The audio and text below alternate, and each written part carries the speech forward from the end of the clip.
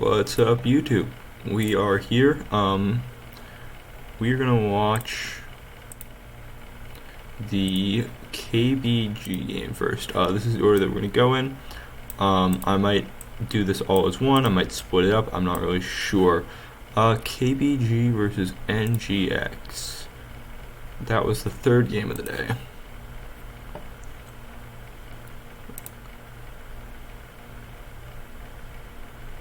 Should be this next one. It's actually impressive how quick they pushed some of these games out. Okay, cool. We're gonna start here. Let's see. What are we looking at? Fiora Vi Shen. Not really sure why we started banning Shen again. I feel like this is just bad. I maintain that he's a bad champion who is bad. Ornn, Camille, Renekton makes sense. Anything interesting? Corki, first pick makes sense. I think there are a couple of others that you could slot into here. I'm a big fan of Aatrox still. Not sure why we're getting a lot of Garen picks. It seemed like he's sort of surfacing here. He doesn't feel that great to me. I believe this is a game where KBG picked Gwen, and I think Gwen is really good into him. I think there's a lot of champions that are really good into him. I think Renekton, Camille, Jax also all very good into him, so there's not a lot of great options. So then we go Alistar, Kha'Zix. Kha'Zix is a bit of he's a little hasty for me, at least. I think that you'd rather have like the Kai'Sa here, so that you can match the NGX pick of Corki, because if they go Kai'Sa, right, like if they go Kai'Sa here, I think that you really don't like where you're at, because you're having to pick like Zeri or like Varus here, both of which I think that you don't really like those matchups, because you're putting Zeri into probably Corki and then Varus into Kai'Sa, and I feel like they both lose those individually. Garen on 3, Nautilus, Garen 2-3 makes sense. Nautilus is probably the best support pick still up. Maybe you want the Gragas, but a lot of the SEA supports don't seem to be as high on Gragas as the Chinese supports, so it might just be a little bit of a meta difference. The Garen pick is a bit interesting. I'm not a huge fan of it. Like, he's still fine, but like I think you'd rather have this, any of these. Like, I don't see Garen being better than any of those picks, so I think that it's like going into the second ban phase. So we see Jax, we see Aatrox, we see Riven, we see Lee Sin. The Lee Sin ban seems a bit weird if you're following competitive, because Lee Sin is actually a dog shit champion. He's not good. He doesn't do anything for your team. Compared to other junglers, his builds are awful. He has to build like weird items to get the stats you need.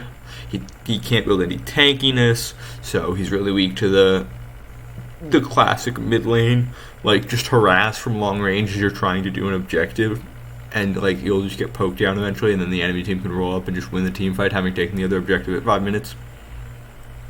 However, both NGX and RY really seem to like him, and I couldn't tell you why. Riven ban doesn't seem to make much sense. It feels like they're just targeting out champions that can go in the top lane, but even then I feel like Zeri is a lot better. Like a Zeri Varus just pinch the pool. Ziggs is also really good here for KBG if they want to put that Kai'Sa mid. Then KBG pick the Gwen. I think it's a really good pick. I'm going to skip forward a little bit here because I want to talk about this. So as you just saw, they do lock in the Lucian. So this Lucian is confirmed as a Lucian. However, this means that the lane assignments are going to be support, this is going to be mid, this is going to be top, this is going to be jungle, and this is going to be ADC. ADC obviously reviewed by the AA. This also means that likely this will be going mid, top, ADC. If I remember correctly, I did watch a bit of this game. I didn't think I watched the whole thing. This is obviously jungle. This is obviously support. I think you could swap these two around specifically if you wanted to. I don't think there's a lot of value in that though. the reason that I wanted to talk about this is I think the Lucian pick here is awful. I think Varus, Zeri are just 100% better. I think Lucian's a really bad champion right now because his best build is the Man Immune Black Cleaver Bork, the weird like on hit build, and I don't think that gives you a lot of value comparatively to something like a Varus or a Zeri who can build in multiple different ways and still deal a lot of damage using the ability to crit, using the ability to build AP for Varus. So like you're doing that. Like if you want a full AD AP carry so that they can't index into the magic damage, I think you just pick like the Zed here, or like just like an assassin or like a fighter. I don't think that the Lucian is at all the answer. I think that he's really bad. He's been a counter pick to Chase specifically, but I don't really think he fits that role very well because Jace now is just better. He does more damage. He can force you out in lane. Like Lucian doesn't win lane, and that's the big reason that he was good against Jace. From the other standpoints, I like the ADC matchup here. I think that Kai'Sa and Corki both have their pros and cons. So you definitely have one of those where it's like, okay, cool, we're both sort of happy with what we get. Kai'Sa has a bunch of builds she can go. She can go Ludens. I talked about it a while ago, but I think she could probably go Leandries. I talked about this on Twitter. And I also think that like people are going Leandries too late on her. Also not going Rabadons, which is really interesting. I'm not 100% sure on her AP scaling ratios, but I think that that's also a viable option on Kai'Sa. Other than that, top lane matchup is absolutely unwinnable for Garen. So Garen's basically useless. Gwen will probably have like 3 kills, which she will get, if I remember correctly, because she can just stack wave, she trades better early, she'll build some lifesteal, and then Garen can't do anything. Not to mention, it's really hard for Yone to gank, because you have to be inside of her little circle to actually do damage to her and to hit her with both your Q and your ultimate and your W, which all dash from outside of her circle range. Same with things like the Nautilus hook, aren't very good here, so yeah. Not to mention, I think that Gwen is just actually really good here. When I was originally looking at this draft earlier, I thought that it was relatively 50-50. Looking at it now, I think it's way more like even though the Lucian's bad, and this is a bit of hindsight, I think it's more like 40-60. Because I think Gwen's scaling here is just actually insane. There's no one who can really deal with her. Right? Like, who is going to kill Gwen? Corki can't get in. Nautilus, no range. Like, he'd have to get right on top of her. And if she lets that happen, he will have already been chunked. Garen, maybe. He has the silence. He has the ultimate. He can do some damage. But that also means that you're running straight into Gwen. You're running straight into Lucian. You're running straight into Kai'Sa. You're running straight into Kha'Zix. And you'll probably be isolated. Yone can't really deal with her. Neither can Jace unless he's in hammer form specifically. So I think that that's a really good pick there, actually. I've also been a lot higher on Gwen than I think a lot of other teams have. I think that she's still relatively good in jungle. Same with Olaf. I think that they're both still pretty good. I think Olaf top definitely has unexplored niche. I think that I'd like to see that a little more. So let's get into the game here. So first thing, for those of you that haven't kept up with the pro meta, the first thing you'll notice is people are going to their respective lanes. This is actually pretty interesting because I don't know if it happens today, but a lot of times you'll have the bot lane going topside and then lane swapping, or vice versa, where it'll be a double lane swap, maybe a single lane swap. It really just depends on how you feel about your opponents and whether you think they can handle it well or not. I don't believe I've talked about it on the channel before, but I've definitely talked about it on Twitter a bit. It was really helpful for KBG when they were beating Nova. Early trade here goes in the favor of NGX. You can see Uwu has to pop his passive before he would like to, I think. Xiaoma doesn't get a lot of healing, not a lot of value out of that. Bone pudding either, just tapped once. It looks like Uwu's just going to straight recall, which is very interesting. Yeah, so straight up just recalling level 1. Talking runes. Garen having Scorch this has become more popular. this has become more popular. Usually Garens will go grasp. I've seen a lot more fleet footwork. It makes sense in the lane specifically because you do expect to kind of get owned by Gwen. Yone going lethal tempo. Boom, boom, boom. I don't like adaptive here. I think it's really bad. I think that if you're going to go arena, you should go perseverance or you should go bone plating. I think adaptive carapace is just really bad, especially on junglers. Jace going scorch is it's okay, but I just think there's probably better options. I feel like at least. Corki going brutal is okay because I'm pretty sure his W applies it, which means it's fine. Other than that, nothing really too egregious here that I can see. You'll notice though, a lot of top laners have started going Giant Slayers and a lot of junglers because they know that they're matching up into Garen, who's going to build some health. Yone is probably going to build some health. He's going to build Divine Sunderer. Jace might not. Corki probably won't, and Nautilus obviously will. So you're still getting a lot of value out of it.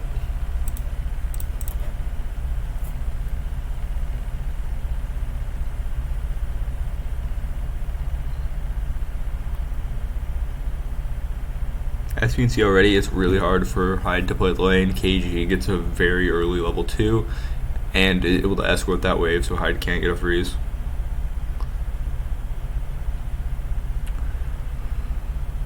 It was pretty far behind on XP during that early recall. I think he should still hit level 2 at appropriate time, but it'll be interesting to see if he does have to sacrifice a bit of lane pressure here. Yeah, it looks like he'll go level 2, so he should be fine. Just getting an early ward into jungle there is nice because now you know for sure Kha'Zix started blue, right? So normally what's been relatively popular is just pathing straight bot side for WRL, and then the other guy would path bot side as well. That said, I think blue start makes a lot of sense for Kha'Zix here.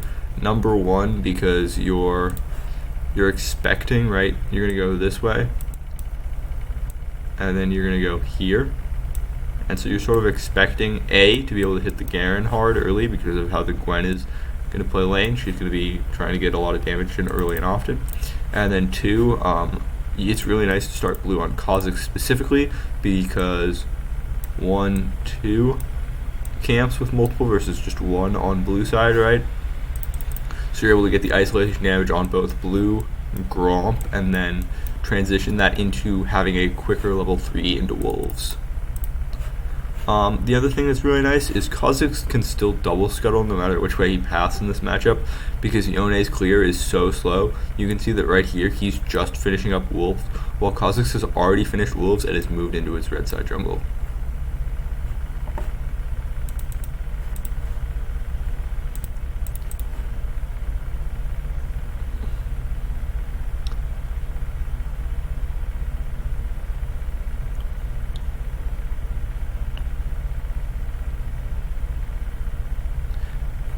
Yeah, so you can see here that Kha'Zix is basically a full camp ahead of Yone, right? Yone is just now hitting his Raptors, Kha'Zix has just started red buff. Other than that, not a ton of early action. Yeah, as I said earlier, like with Lucian, he'd be dominating this lane. He's not dominating as much, it's relatively even as you can see. Looks like Anran actually has missed some CS as well. About 100 rolled down.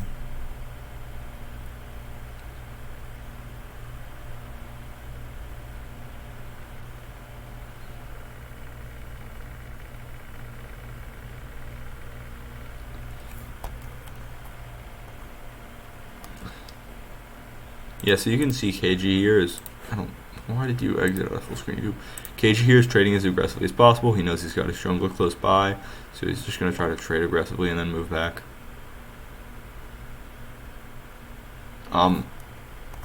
This is not optimal by Dat. You can see that he's autoing this small one. You never want to be doing that. You want to be autoing these 2 bigger ones that spawn because your AoE will kill this guy, and then you can time these 2 to kill at the same time. However, if you auto the little guy, you'll mess up your timing on killing those 2 at the same time. It's faster that way.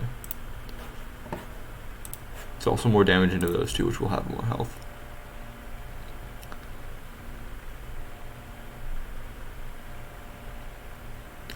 What's really, so this is, oh, I remember this. I know why I was like, why do I remember this game? This dive is absolutely horrid. So first of all, Kha'Zix doesn't have 5, which means that it's extremely hard to dive. You can also notice, even though KG has a level lead, Hyde will probably hit 4 off of this wave. 2 melees and 3 casters? Yeah, he should hit 4. And so, like, you can see the scuttle is still up here. Yone's taking his scuttle down here, and then he's going to go back this way. So Yone will hit 5, but he won't be here in time. So right, they are just absolutely trolling this dive right now. And I will explain to you why they troll. So look at this. They just walk up, and they hit him a few times, and that's it. Like, there is no actual damage done here. Because it doesn't look like this is a good flash from Hyde from here to here, because Kha'Zix is coming down this direction, and so he's sort of, like, he can't walk through the turret. But at the same time, Kha'Zix is definitely in Q range, I think. Like, it, give me 1 second. I hate YouTube. Yeah, you're gonna tell me Kha'Zix isn't in Q range here, like, that's, no, Kha'Zix definitely can Q here. He also has his W, and he should have his E up at this point. So he has QWE here, and he just doesn't use any of them. Meanwhile, he's just tanking turret shots for no reason. Right, like, you can just see him. He's taking like 3 or 4 turret shots here. And so KG gets a lot of free damage into Hyde. Hyde can't recall because he just hit 4, and there's a big wave coming. So he's got one choice here, which is he's either going to recall and sack lane, right? You can already see that he's probably what? It's about that much. He's probably like about 50 to 100 gold down already. Not to mention there's like what, 80 gold. No, these are 60, so 120 gold. 80, 160, and that is 200. So there's like 300 gold here. So he's really got to stay to try to get all this XP and all this waves. Because if he does recall, all of these will die to the turret. And Gwen will get like probably to there on turret plates, with Kha'Zix probably about to there. And so he's got to stay here now.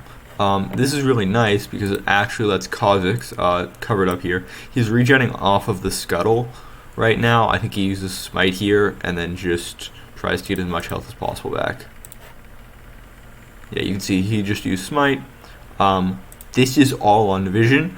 He's going for the upgrade right now. That's a blue ward right there. You can see that Hyde's just trying to clear this wave as fast as possible. He's basically accepted that he's going to die.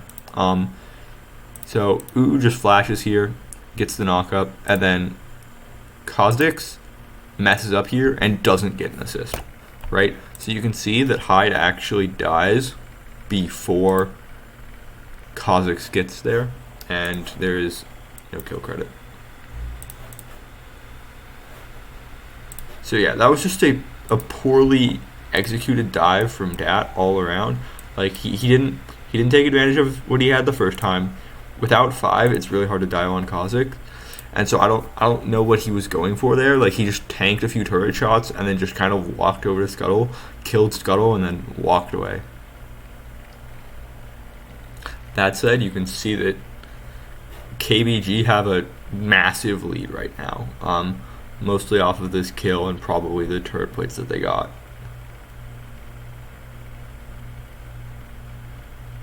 Yeah, you can see it's about 1k already.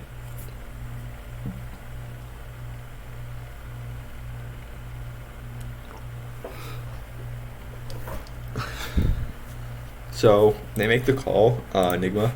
You can see that Jace goes top lane now, Garen's now in mid, and then they've still got Corki, Kai'Sa bot. So Corki and Kai'Sa are basically on an island right now. They're going to be playing the 1v1 for who knows how long. I think they're trying to shut down the Gwen here, just make sure that she stops getting into the game. Because you can see that Yone is moving up this direction is what it looks like. However, this Garen is going to get absolutely shafted. You can see that they're stacking a wave already. There's 2 here, and then Kha'Zix is in blue side jungle, so he's got easy access to mid.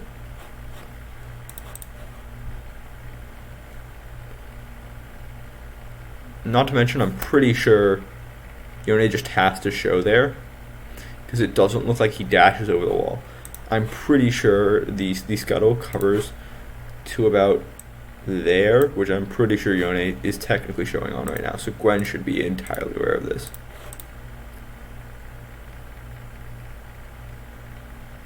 Yeah, it looks like she is aware. She's just kind of sitting under turret, just trying to get the autos.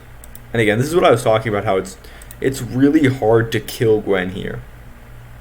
Because, like, look at how many resources they have to expend just to kill Gwen. They got to get rid of the Jace ultimate, or the Nautilus ultimate, the Yone ultimate. Like, there's a lot of resources and the value expended to kill Gwen.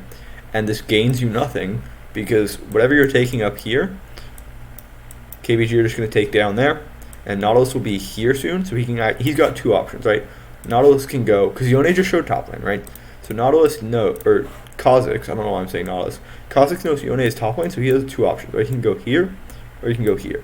So he can either try to take the kill onto Garen or Corki, depending on how the wave states are, because it looks like the wave is even pushing into Kai'Sa right now, which means that Corki, if he wants to get all these minions, is going to have to step up in lane.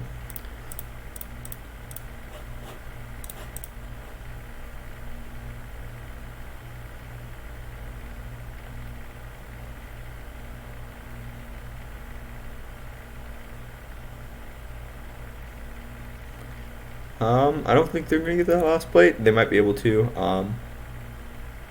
It'll depend on whether the wave gets here in time. Oh yeah, it looks like they should get it. So they should get this last plate, and I don't think they'll be able to get any more because Gwen will be back. That said, a lot of good turret damage. And it went from 1k to 500, which is not bad. But as you can see, the observers didn't really linger on it for too long, so it's kind of hard to tell. But that turret does get chunked down a good amount, 1778. So I think 2 plates off of that turret.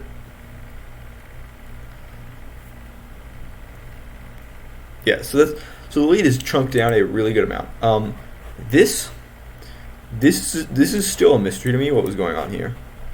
So let's just play this out, and then I'll talk about the sequence afterwards, because I'm pretty sure they replayed a few times.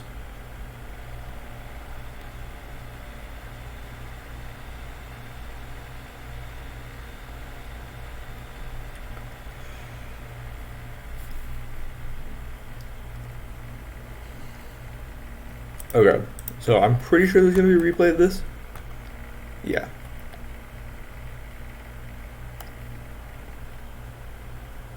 So I have 0 clue, like, why he went for this, right? Because, there's no mini-map in the replay. Never mind. We're ignoring this.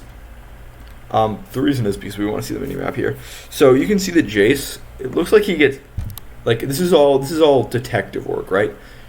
It looks like he doesn't even take damage from the Gwen. Like, it looks like all of this damage is just between these two. Right? Because he's at basically full health right now. Right? He's like about 3/4, actually. That's more appropriate to say. But he's about 3/4 health. And so Alistar just comes up, walks into bush, and then just starts attacking him. I don't know if he's expecting Gwen or Kha'Zix to, like, move and help him, because he just keeps fighting this like someone is going to be here, and just no one comes, right? But instead, the Nigma guys, they rotate up. This Yone is already pathing this direction, because I think he called it out of base that the Alistar was coming.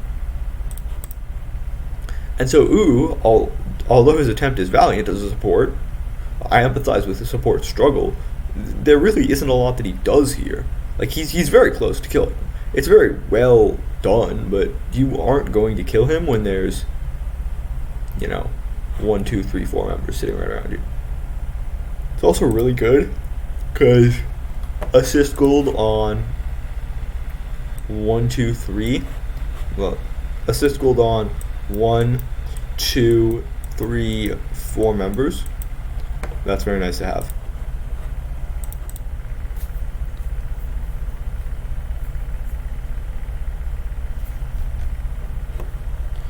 getting that top scuttle. Doesn't look like Kha'Zix is going to contest it.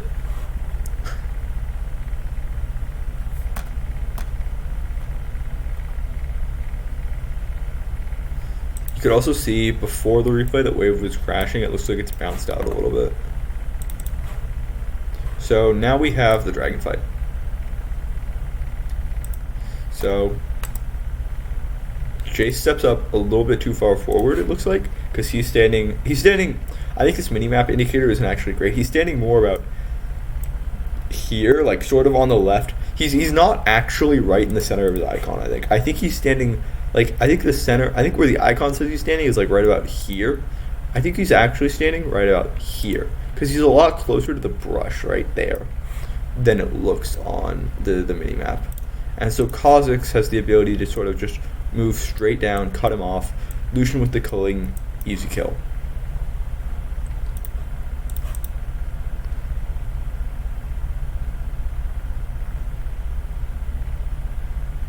Oh, also the reason that I say that he's standing in this area and not this area is because of where this acceleration gate is. Because if he was standing in the second dot, right, where I've got my cursor right now, his acceleration gate would be about here, I think. But instead it's a lot further over, which makes me think he was standing in this area, near the bushes.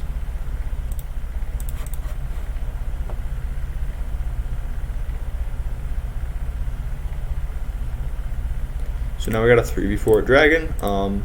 So I appreciate the sort of attempt here from Nigma. I think that there's a play here somewhere, I think, where you go like this and then just try to like wall these two off and then go either up this way or charge them under turret that way in the 3v2, right? Because Nigma can sort of split up the team here, right? 1, 2, 1, and then you've really got 2 members over here, 2 members over here, and then you see this big distance in between them where it's like, okay, if Nigma move into this space, they're going to get sandwiched on both sides, but they can also pivot really easily to either side, right? Because Nigma then have the choice if they want to go that way or that way, and I'm just drawing arrows on the screen at this point. So there's really a lot of choices for Nigma here. I don't think they go for that. They kind of back off a little bit. You can see the draw. He's just trying to take. He's trying to take this space, right? He's trying to force the Lucian and the Kha'Zix to come around this way without actually just getting collapsed on right there. He doesn't want them to take this much faster angle into the Dragon Pit. He wants them to take the long way around, which is going to take a few extra seconds, which will let Jushi get rid of this wave right here and also stack his Q so that he can then move up this way and try to get into pit.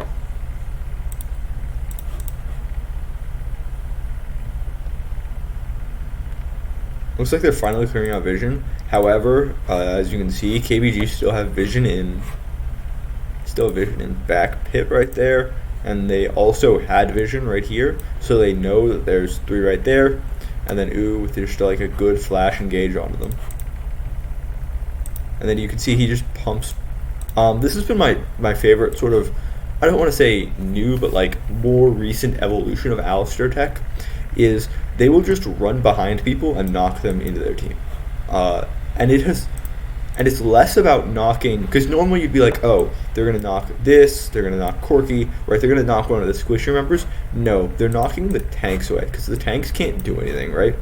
And so the idea is that you take the Alistar. Let's just rewind a few seconds here. Oh, I love that when I pause, it constantly gets rid of itself. So you can see right here, right? The idea is he's back here, he's right here. These 2 are the members you actually have to worry about in terms of damage threat. And if Draw is just punched this way, what is he going to do? Like, you have Kha'Zix, you have Lucian, you have Kai'Sa, all of whom are damage threats. They can really chunk down the Nautilus very quickly, and they are damage threats, right? Jushi and Demon Kite are getting walled by who will stand after the dash, right about here, because he's going to go this way and then this way. And so he's just going to be standing right there, and he's going to wall them out. And so your front to back is now gone, right? Because your ideal idea is you have Draw here, Jushi here, who can go in deep and then back out. and then Demon Kite, who can also follow him in if he needs to, and then Valkyrie out afterwards after using package. But that's really disrupted because Ooh just kind of gets in the way.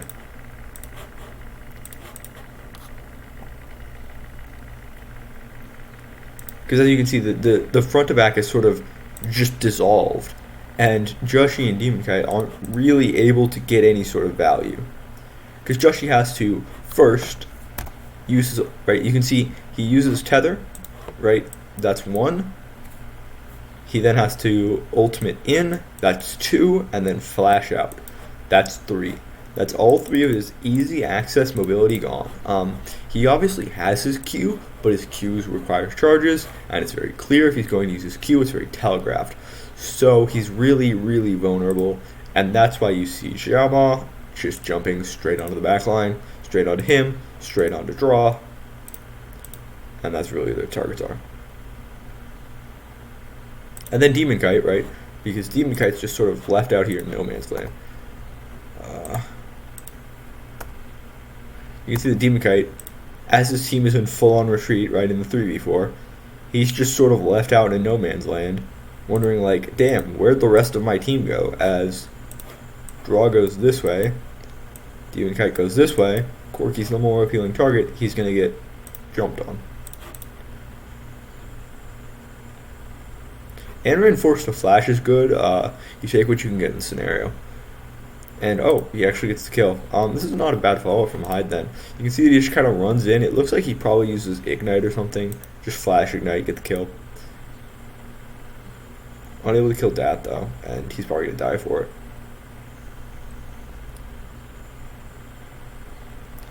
And the other thing to consider is Gwen is now huge. She was already winning in lane. She now got a kill. She's got in a few turret plates, and she's gotten that big wave bot. So she is Omega fed. Yeah. So you can see that NGX on spawn here, they basically run out and they're like, okay, well, we know that they're right here, right now, because we have this ward here. We know that they haven't moved this direction. Sorry, that's a shitty ass arrow. We know that they haven't moved this way because otherwise they'd be spotted on that ward that I just pointed out.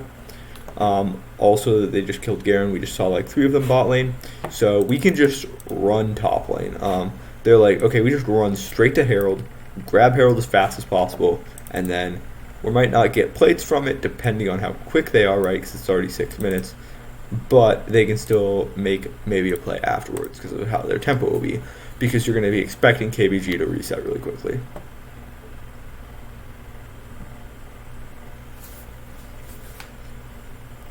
That said, you can also see that the lead is spiraling because they got what was basically a wipe there, and then it's not looking great for KBG or NGX. That said, I don't think NGX have played this super poorly. I think their biggest issues still remain that like if you think about what went wrong in this game, right? You're really thinking about that top lane dive, and then obviously that fight around Dragon didn't go great, but that was really because, again, they got an early pick. They got that free kill onto Jace around this area. So it's really not, like, it's not unfixable mistakes. I think that if you just draft a better top lane matchup, like banning Fiora really let KBG squish the pool, I think, in a way that they really liked, especially once they saw the Garen. I really, if I'm gonna try to compete with a Chinese team, I really wouldn't do it in top lane. I think that the best way to do it is to try to like squeeze jungle, especially for KBG. Like when they looked the worst last season before they really went on that tear, it was when they had to play stuff that they were really uncomfortable with in jungle and had to face a lot of early pressure. So I think that's really like the move if you're trying to beat KBG. Obviously they've gotten better since then. I think they've really adapted to the early pressure that they can experience in jungle, but it's one of those things that still worthwhile to consider as maybe something that they aren't necessarily like naturals at.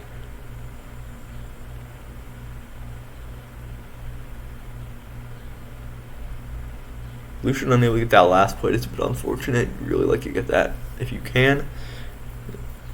Kaisa's going to get that place, which feels really nice. Um, so yeah.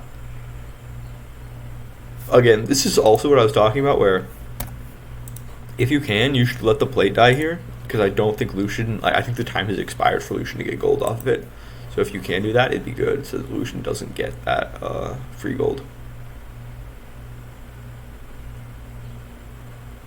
So this is, sorry, that is annoying me, the highlighting.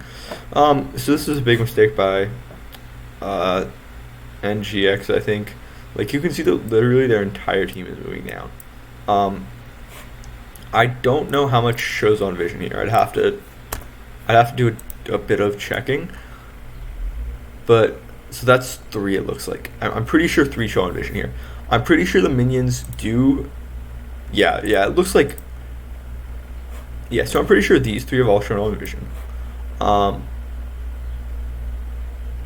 They haven't seen Corki, they haven't seen Lucian, but they see 3 bot. They are running for the hills, right? Like, these 2 are going to be just dashing this direction as fast as possible, because they know for a fact they have a 2v2 top lane at worst, and Jace was just mid lane, so he's not actually going to have move, because I think that they see him clearing wave here. That's what I'm thinking he's doing,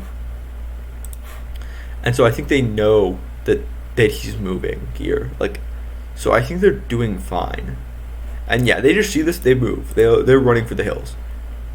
Aaron is trying to get out. He gets caught. You can see that they're like, yeah, we're not fighting this at all. We are just giving you what you want here. Because you can see the moment Aaron gets hooked, I think Ooh turns around for like half a second. Sorry, I don't know. I gotta get used to switching back. Ooh turns around for like, no, he doesn't even turn around. Yeah, he doesn't even turn around for half a second here. He's just like, yeah, you're dead. Like, I'm letting you die here, buddy.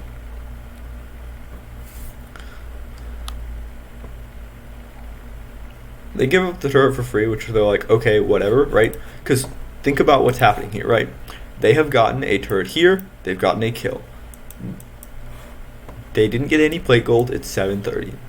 On the other side, they're getting Gwen a turret. They're also probably, well, it looks like Kha'Zix is going to push out mid. See that if he can crunch them and force them to move in a weird direction that they don't like, out this way, so that Gwen can push down and get another turret. So what I mean by that is, right, so Kha'Zix is going to push this way, and to get to Gwen, right, if these guys want to get over to this turret, they need to go through Kha'Zix, who will be right here, just kind of being annoying. He's going to be like, hey, Gwen, back off the moment they do.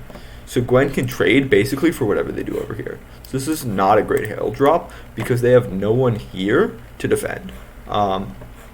Ideally, you'd have the Garen here or the Jace.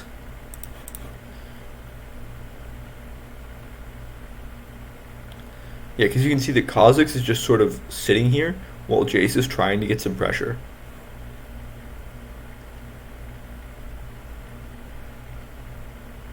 Did they get killed? Where'd Alistair go? Did he die? Oh yeah, he did.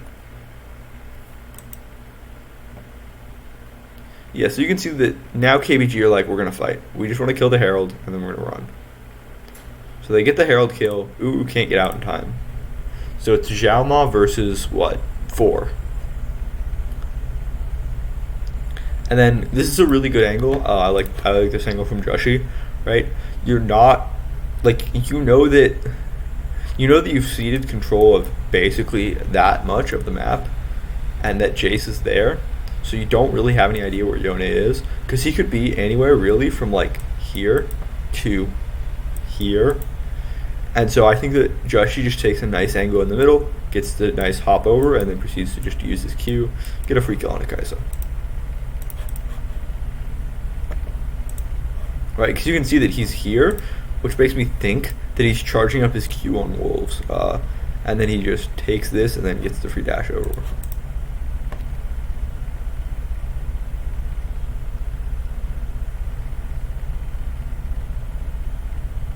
That said, like I said earlier, Gwen's just up here the entire time. Zero pressure, right? Because they just go this way. And Gwen's just like, cool, I will make a move on the other side of the map. Right? This is what the Chinese teams are really, really, really good at. It's just playing the macro game. Being like, okay, cool, you're going to take something here, I'm going to take something elsewhere so that I don't lose the game. And even though NGX, right, they even up a lot of gold here, it's still a very good lead for KBG that is concentrated right there. And Gwen backs out at a good time, right? Just getting that second turret, not being too greedy, not trying to do anything weird for the inhibitor.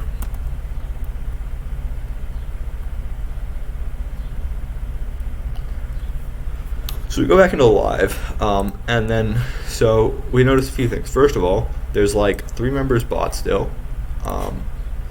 You got Lucian, you got Alistair, and then you'll notice Jace has moved top lane. Gwen looks like she recalled in bot. And I'm pretty sure that, I think, at least I think what happened. Hopefully it gives a better view. But I think they probably all just recalled, ran bot, had Kai'Sa run mid, Gwen run top, and then Kha'Zix came out to clear his jungle just to see what Yone took.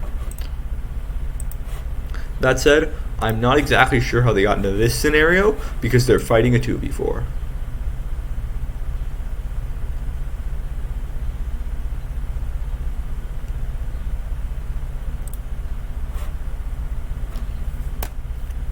Listen, I want to let you all know, pros miss their wards too. I hate YouTube. I hate you. Unfortunate.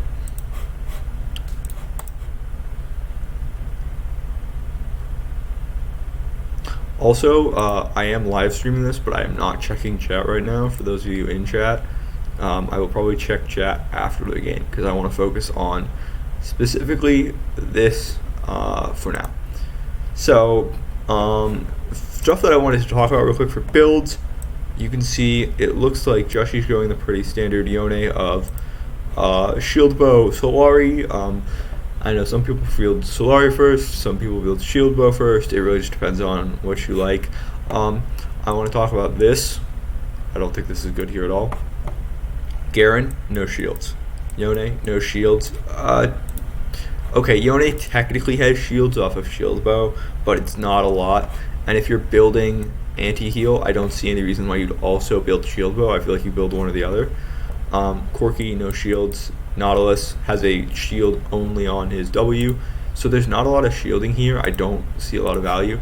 I think this is better being Duskblade or something, or Youmuu's. Black Cleaver, I like. I think it's just a good armor reduction item. And not to mention with the stacking of the Lucian, because Lucian will likely build it. It's a lot of armor reduction very quickly. So I like that. I'm hoping they show us Kai'Sa's build, because that's the one I want to talk about more. But we'll see. Cool. So Kai'Sa, you can see actually, like I was talking about earlier, straight into the Leandries. Manamune, straight into Leandries. Corki, the Triforce, pretty standard. I really like Leandries here. So, Corki's probably not going to build any bruiser items. Jace might. He'll probably build Edge of Night, so that'll be helpful. Yone will have some tank items, probably build Divine Sunder. Garen's definitely building tank items. And Nautilus is probably building tank items. Not to mention, you're just getting a lot of value out of it if you're playing W spam, which a lot of Kai'Sas play anyway. I think that like 90% of the times Kai'Sas aren't autoing a ton, and so Ludens and Leandries make a lot of sense.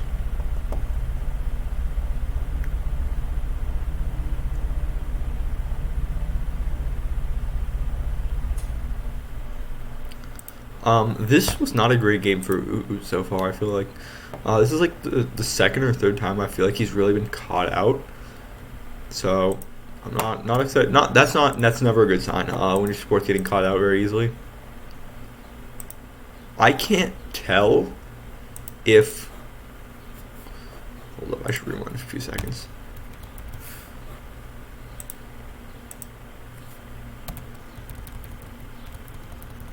So I want to look at if that hook would have actually hit, because I can't tell if the ultimate made a difference from Kai'Sa there.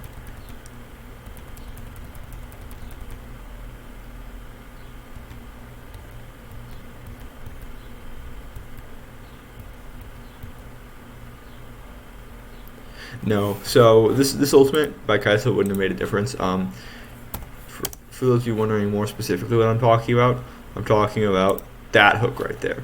It looks like it's literally just about to hit her, and then it disappears. I think it's just out of range. Very unfortunate because that is a free kill.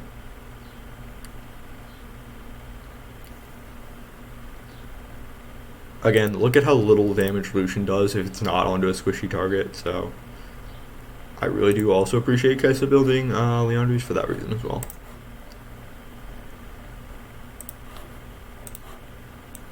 One, two. We don't. It's really hard to see if there's any wards on this side, but you can see like there's a scuttle. I'm pretty sure versus Nigma, who don't actually have a lot of vision control here. Looks like it's really only this one for wards.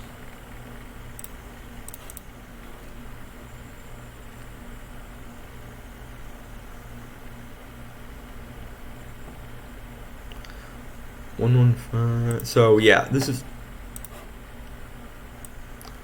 right there. That's your biggest issue, because Gwen has hit her 2 out in power spike.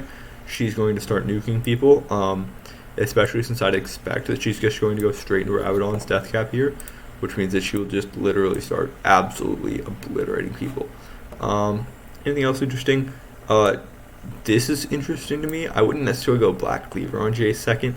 I feel like you probably prefer a different item. Shield Bow I think is honestly not bad. Or Serpent's Fang is not bad. I don't know why I said Shield Bow. The Shield Reducer is not bad. So I'm not really sure about that. Especially because Garen already has it. You probably just want more straight up damage rather than armor reduction.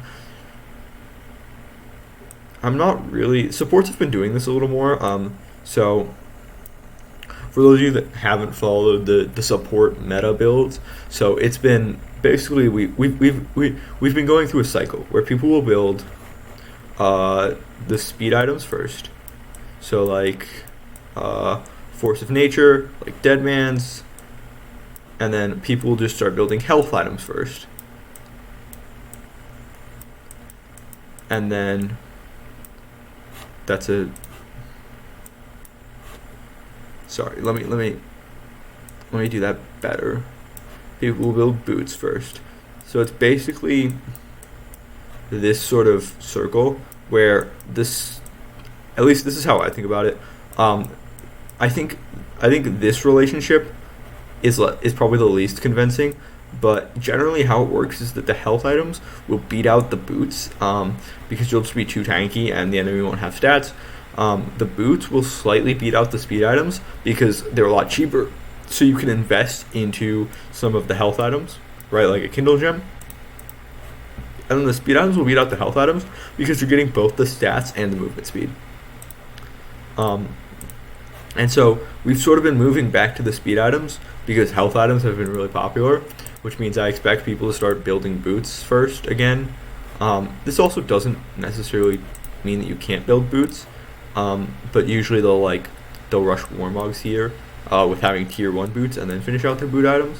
So it'll just depend. I expect Warmogs second on every single one of these. Like this is going to be Warmogs, this is going to be Warmogs. If it's not, they're trolling their builds.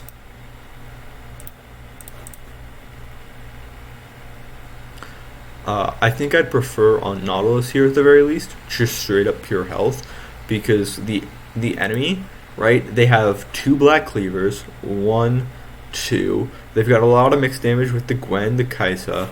Like, so think about people that your armor isn't getting value against. That's 1. That's 2. That's 3. That's 4. All of them have like way better mixed damage and armor reduction. You should be building health here as Nautilus. I think it's a mistake not to. And that's why I don't like Dead Man's Plate. Even though the movement speed is nice and it helps you sort of match pace with Alistair on his rotates, it's not great because you're just going to be a lot squishier in team fights, and those are what's really important for this team composition.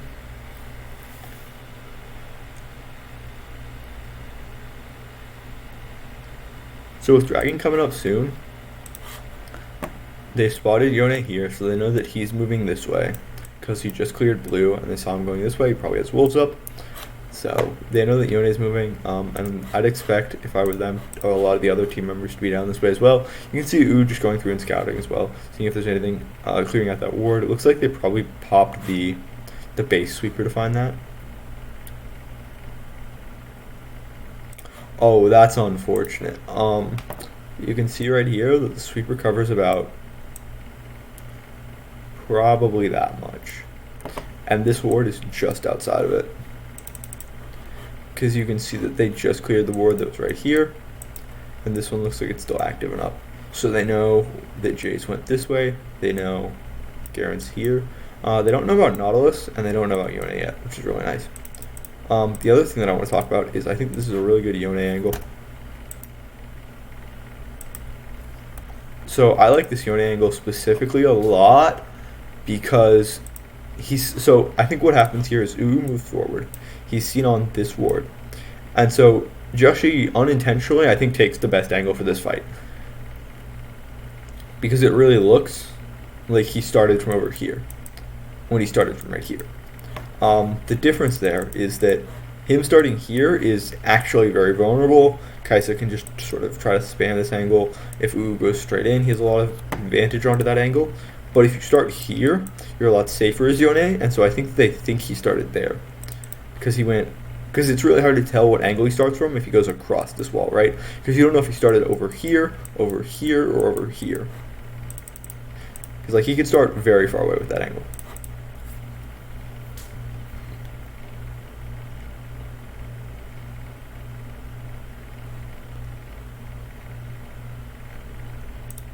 And then you can see Xiaoma, I really appreciate. He's just looking to make the most of the Kaisa the Lily Andrews passive, just spamming W as much as possible.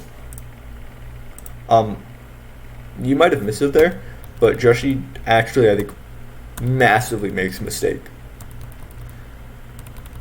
which is he smites. Hold up, let me see if I can actually get the frames, because it looks like he smites. Yep, right there. Yeah, so you can see the frames right here, because it's going to go from like what?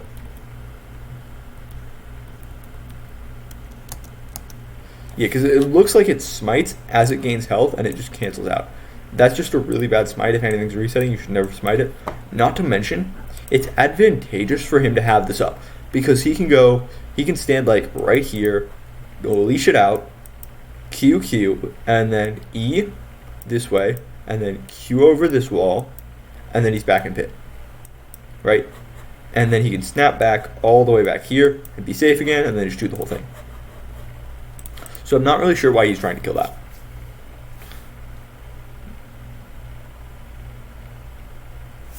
So NGX gained control of the objective, right?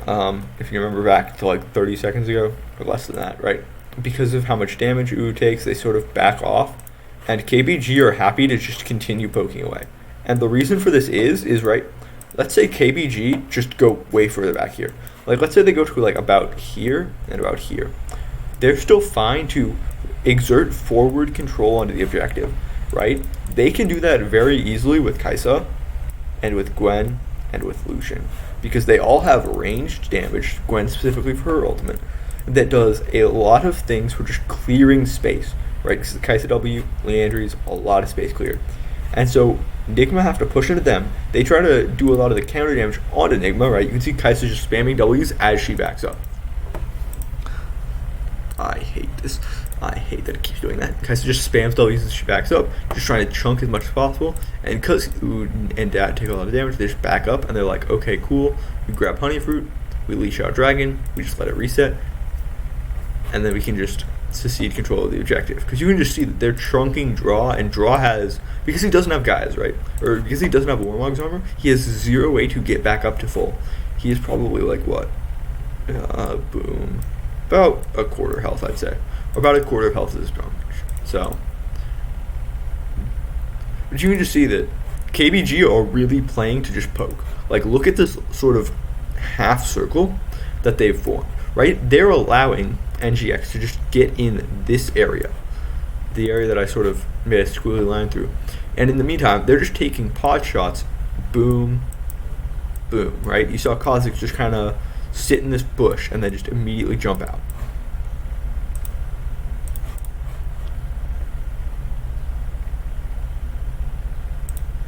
again, you can already see, right, a lot of poke damage being done. Lucian mostly because of his ultimate, but Kaisa already doing a lot of it with Leandries. And then as UU engages, KBG, or KG specifically, follows up with his ultimate across the line that I just made. So they're going to get a kill onto the UU Alistar here. I think this is because he goes in maybe a little bit too early. You can see that Dat is kind of still further back in this area. KG, although he still has the ability to follow up, is pretty far away. Where is Kaisa on this minimap? I think Kaisa's over in this area. But yeah, they're both very far away. Yeah, Kaisa's over in that area as well with Gwen. So they get a kill onto UU. And then I think Joshi makes a huge mistake here, which is going in way too deep. Like, zero way to kill. And so he's forced to snap back, I think, really early, way earlier than you'd like. So let me sort of explain this. He goes in, right? He ultimates in right here. And because he has zero kill pressure on Ant-Man and Xiaoma, they just kind of chunk him down a little bit and force him to snap back earlier than he'd like. So now he's back here, and you've sort of got like 3 pockets of the team fight, right? You got 1, you got 2, and you've got 3. And so Hyde is very much isolated, and then if Xiaoma wins the isolated 1v1 against Garen, or Aaron, not Garen, I think that he's just extremely favored.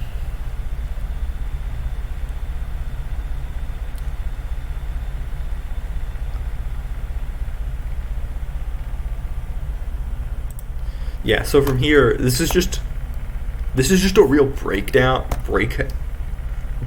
in team fight etiquette from Nigma, because you can sort of see that. So Aaron, right, using the fact that they have vision on Xiaoma, hops over the wall. So Aaron goes here. He's now isolated as Joshi goes back. So what you have is you have 1 member going in, 1 member back, while 1 member is already isolated. So what happens, right? Draw tries to flash over the wall here, which you can see right on the screen. Boom, boom. And then because of that, they now have bigger separation in the team fight bubbles, right? You have 1, you have 2, and you have 3. And then Anran, because he's sort of in this weird position where, like, I'd consider this the 3rd bubble, right? Because that's where active fighting is going on. Anran has the ability to move down this way. Gwen also has the ability to go out this way, right? So there's really no front to back happening here, because Gwen has the ability to just go straight on the back line here, and then when she has the back line, forced to peel away this direction, right? Because like Demon Kite and Joshi, they can't go down because they'll just run into nothing. There's nothing down here to protect them because this turret is gone. So they have to go back this way to get to their turret, which is safety. Your turrets are safety.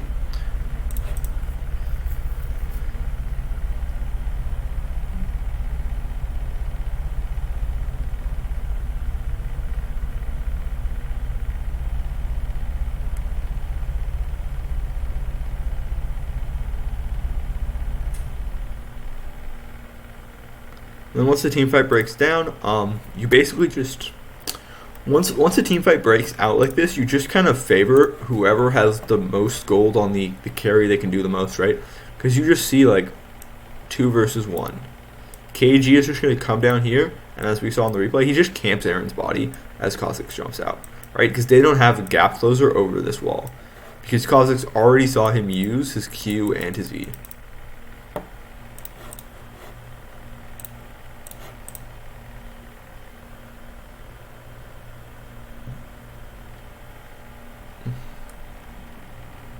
And then, given that KG does have a level lead, you basically just favor him every time here.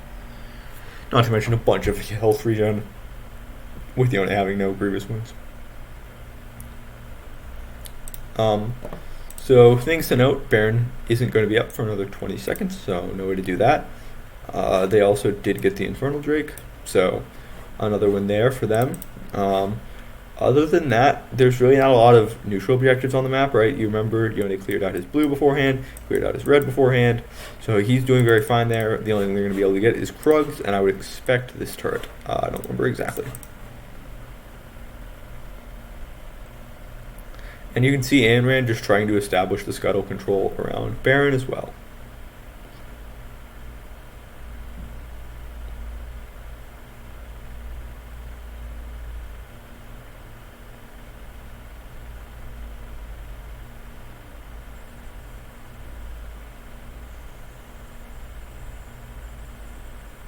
That's another thing that's bad about the snapback here. You can see that he just kind of gets out of smite range. So Dad just has the free smite. Not to mention Kha'Zix's Q smite is absolutely busted and needs to be nerfed. Because it's literally just a free objective secure. And then once the double exhaust comes out, you basically favor the 2v1 every time.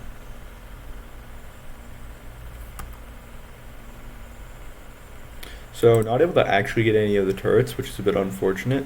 They opted for establishing control around Baron instead. Doesn't look like they have many wards around that area though. Hopefully it'll show on the minimap a little bit better. It's hard to see. Yeah, so no wards over there. The only one they have is that they have Scuttle, and then they have that.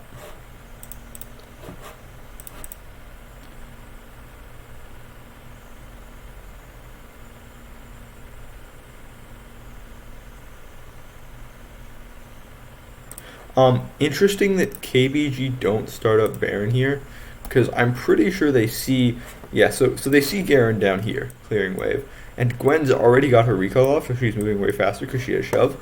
So it's a bit interesting that they don't just immediately start up Baron once they clear out this ward.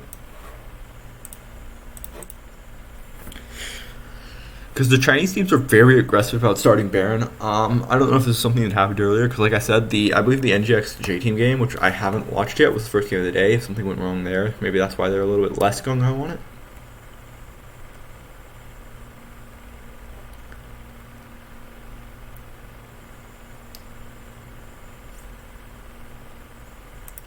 And then, so this is just this is a masterclass for Moo of just taking the right timing, and because he just goes, he comes. So like, let's tracking his pathing, right? He goes here after so he's gonna, basically what he does here, right, is he runs up this way. He just clears out all of the wards by going in a little U shape, goes out of vision here, and then as the enemy team moves around this corner and right into this choke point, he's just gonna flash over this wall, walk forward, hit a 5-man knockup, and the fight is already over. It's just a great support flank with the read that like no one is here. Because they see, I'm pretty sure draw shows on vision there, and then they see them all moving around. Because like it's entirely possible. I think that like Jace could still be here, and he just takes the run, knowing without confidence that there's no one there, which pays off because you see all of them right here, and then he's just gonna like, this is just also what is this? Why are you all clumped up in a one circle? Like you're just asking to get Gwen, Alistar ulted, or like Lucian's just gonna get a ton of value. This is just like you want the Corki to be like right here, you want the Jace to be like right here, you want Yone to be like maybe over in this area or like back here so that he can Q or he can EQ. Like I don't get this positioning because they're all standing on top of the one ward that I'm pretty sure they just sweepered. And so Ooh just flashes over, and as you can see, team fight immediately over. There is no way they win that from that team fight.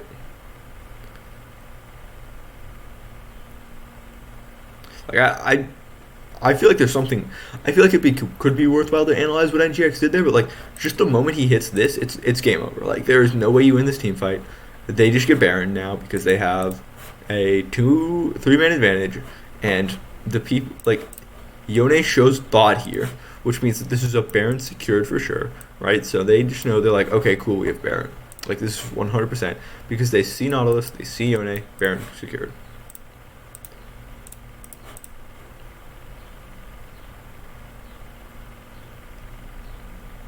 And then just gonna recall, shove the wave, and the game should be over.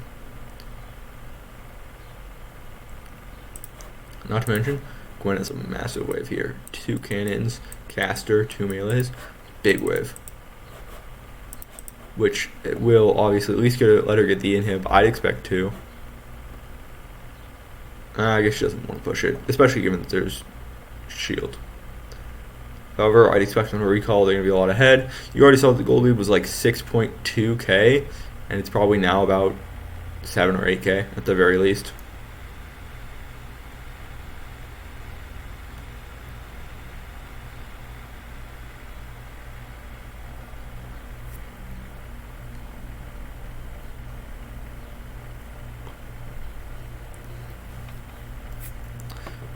Dat just trying to scout as much as possible, get as much objective control or vision control.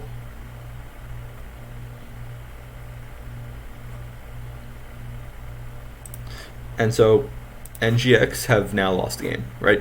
Because they cannot step into this area. Like, how are they supposed to step out of their base here confidently? They have no vision through this entire jungle, no vision here. I'll make one big circle, it'll be easier, right? The amount of vision they have and amount of protection they have is basically like that much, right? They have no vision, no protection. The enemy has Baron buff for another 45-ish seconds. The game is over.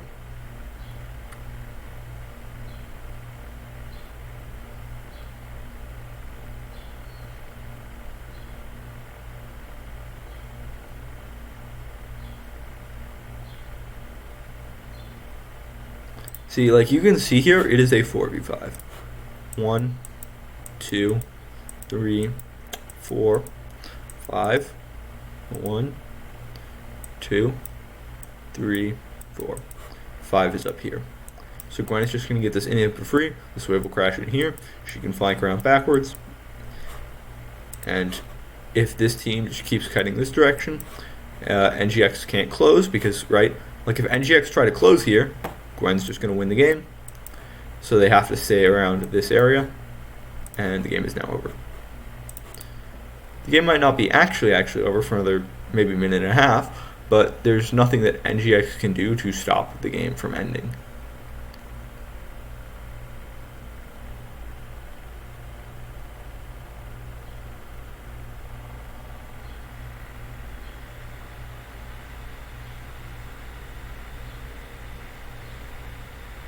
As you can see here, like, KBG aren't even fighting. They're just letting the cannons.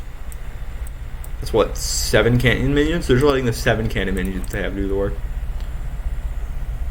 They should turret a few times and game over.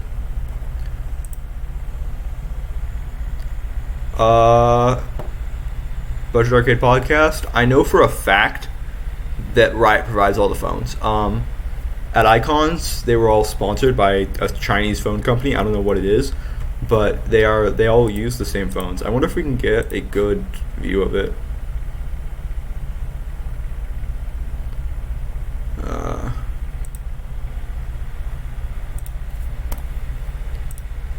Maybe it's a little bit further. Yeah, but you can see they all have the exact same phone here, and like the exact same stand. They all have the exact same setup.